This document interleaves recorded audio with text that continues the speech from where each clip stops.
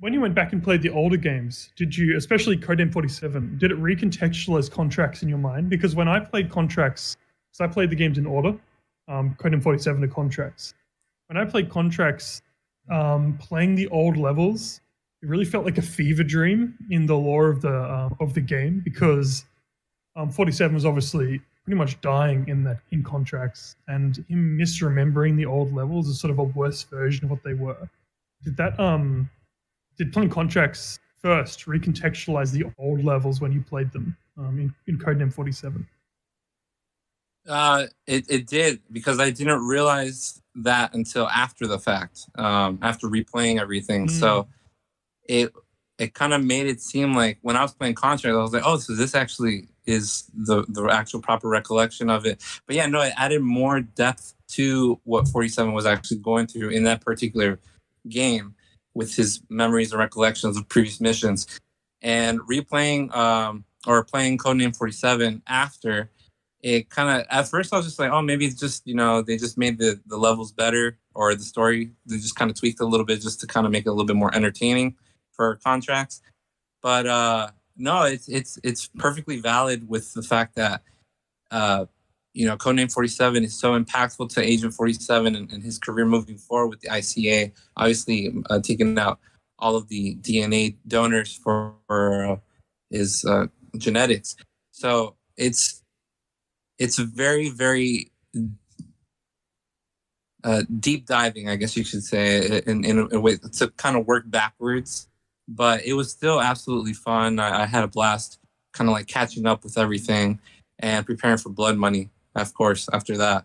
Yeah. It's a very interesting way to experience the games, yeah. Yeah. And I really like the fact that like the story of Blood Money kind of interwove with contracts. Like the mission in Blood Money, the Opera House mission, Curtains Down, that's set in Paris.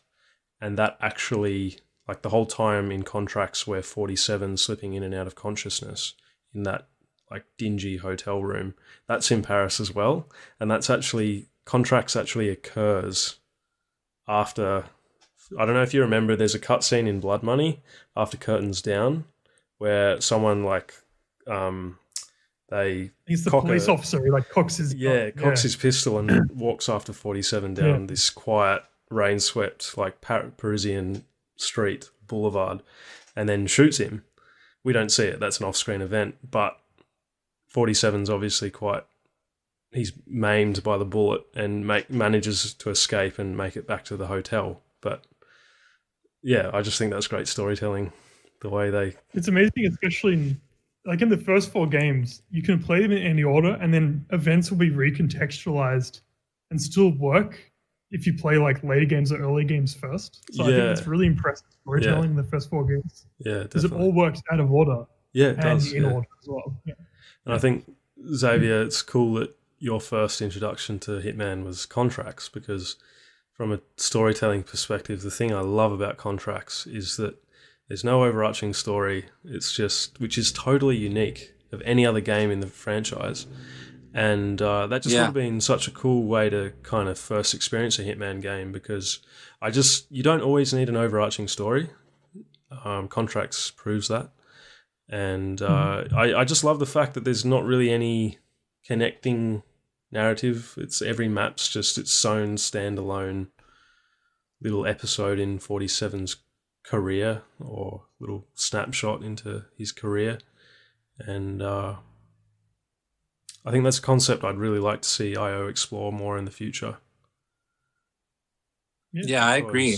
I think eventually, hopefully in the near future, we should, as the fan base, could quite possibly get like a remastered interpretation, kind of like how we got with the homage cinematic in Hitman 2016, where it kind of shows all his iconic previous canon kills. I really, when I saw that, it just, oh man, I wish I could just go back to these locations and just replay them with the graphics of today, or the engine on today's. Yeah, absolutely. Like that would be so fascabsolinating. Yeah, that'd be awesome. That'd be the only way you could really do like mission DLC, I think, in the new game. Yeah, absolutely. Starting a new plotline. Yeah. Yeah. Yeah, that was like a little taste of it, of what could be. Yeah. And that was the opening cinematic, and they released that as a trailer just prior to release. I think Legacy cinematic or something. Yeah. That's the best cinematic in the game. I still think, honestly, it's so good. So good.